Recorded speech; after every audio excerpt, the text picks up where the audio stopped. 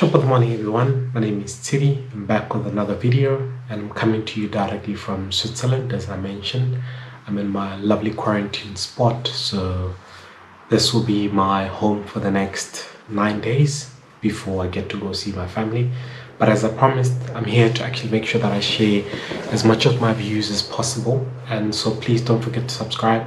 Don't forget to share with your friends. Don't forget to click the like, because that will also keep on helping me to keep building these. We're very close to reaching 1,000 subscribers, so please do not forget to subscribe. Now, the topic today is tell me about your strengths and your weaknesses. One of the most difficult questions that you'll ever get, mainly because a lot of people get it wrong. So please be ready for this because it's going to be fun.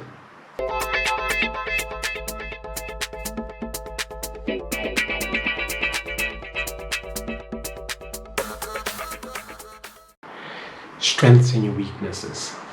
One of the biggest mistakes people make when they speak about their strengths and weaknesses is they focus all their energy on what is already positive and they try to make it a bit negative to just sort of put a twist to it. So I'll keep looking down because I had to put down some of the notes to remember what I need to tell you guys about this question. And it's a very easy one, but please, let's follow along. Like I said, don't forget to click the bell icon so that you don't miss anything that I post. First thing that we need to remember is that there are two things that you need to remember about your strengths and your weaknesses. Number one is weaknesses are not based on your personality trait that cannot be fixed. And that's one of the things that a lot of people forget, is that a lot of the times when they speak about their weaknesses, they focus on that personality trait, and I'll explain a bit further, so don't hang in there with me.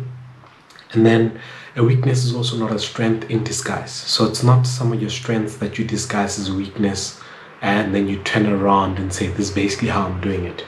A weakness is normally based on something very specific. It's based on something that can be worked on, whereas a personality trait are things that you're born, it's inherent in you, and that's who you are. So a weakness normally when it comes to job interviews are based on things that you can be fixed, things that you can actually work on, because I think it's very important that you remember that when you speak about your strengths and your weaknesses, your focus and your energy is not based on just only one element of it. Your strengths and weaknesses should allow you as an individual to be able to fix and work on something. Now, things, for example, like I'm impatient is a personality trait.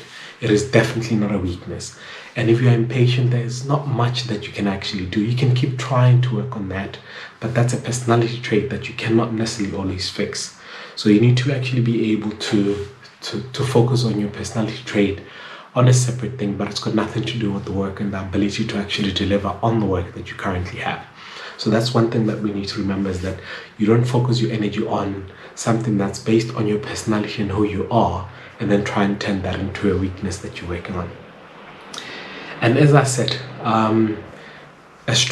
a weakness is not a strength in disguise. For example, some of the examples that people will give is to say, I work too hard. That is definitely not a weakness, because if you say you work too hard, what you've basically done is you've taken a strength and you're disguising it as a weakness so that people think that that will actually benefit you. But that's not always the case. So you should remember that a weakness should be something that can be worked on. And I'll tell you again exactly what it is. And one of the things that we said is, what is weakness? A weakness is an issue or concern, usually that happens mainly because of a specific scenario or based on a certain context. That is what a weakness is. And you should always remember that, because that will then already give you an idea. Remember, it is an issue or something that usually happens based on a scenario. So it's not something that stands out separately and it's based on everything else. Being impatient is not based on a scenario. Being impatient is just, you're just an impatient person. But other things can be based on a scenario. And a weakness, guys, remember that can be fixed. It's something that you can work on, fix it, and make sure that it actually benefits you. For example, being impatient. Impatience basically means that you're just one of those people that can't stand when people don't do certain things in a certain way, and it applies on different environments. And the context of that impatience is also very important. And then what were you doing at a time for you to figure out your weaknesses? And a lot of the times what we don't do is we don't take a step back to say, when do I make mistakes? Or when do I actually end up messing up on my piece of work that I'm currently working on, because it's the most telling thing that you'll ever have. When do you make a mistake? And that's why we say, what is the scenario that actually makes you make that weakness, or that makes you have that weakness? And then what's also very important is, what did you do to actually find out a bit more about that weakness? Number one is, make a list of all the past mistakes. Every time that you've messed up on something, that's how you figure out what your true weaknesses are. Make a list of all the mistakes that you've made in the past, and once you've done that list, you're able to then figure out to say, okay, out of all the things that I've done, these are some of the weaknesses that I've picked up, and these are some of the issues that I currently have. And then the next thing that you need to do is highlight what you might consider to be a weakness, or what might have caused you to make that mistake. So you go back and you look at all the times that you've actually been in trouble at work, and all the things that you've done. List some of those things, and then try and look at, is there a common denominator that tells you as to what exactly did you do to make that particular mistake. And then you highlight the weaknesses out of that, and those weaknesses normally happen out of a specific scenario. It's normally because of something that actually happened, because of something that could have happened. Pick one of your past weaknesses and your current weaknesses, and build a strong business case. In one of my previous videos, guys, I mentioned that what is also very important is to learn the art of storytelling. And a lot of people don't realize that being able to take people through a journey about your past and what you've done and what mistakes you've actually made in the past is actually the difference between being the best storyteller that's able to take your panel through a process of elimination to say, this is why you guys need to hire me. So these are some of the things that you need to actually look at. So once you've picked up on your past mistakes and your current mistakes, you build a story to tell people, okay, this is my weakness because of the following. For example, I'll give you one of the weaknesses that I normally do have as an individual.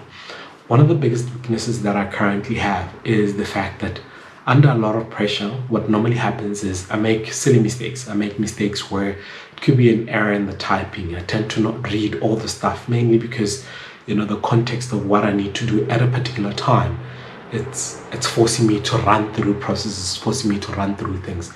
Now, that is very unfortunate, because if I'm that person that actually keeps running through things because of a scenario, what then unfortunately happens is that it's something that I need to always remember to say, because I'm under pressure, it does not mean I shouldn't read the information that needs to be done.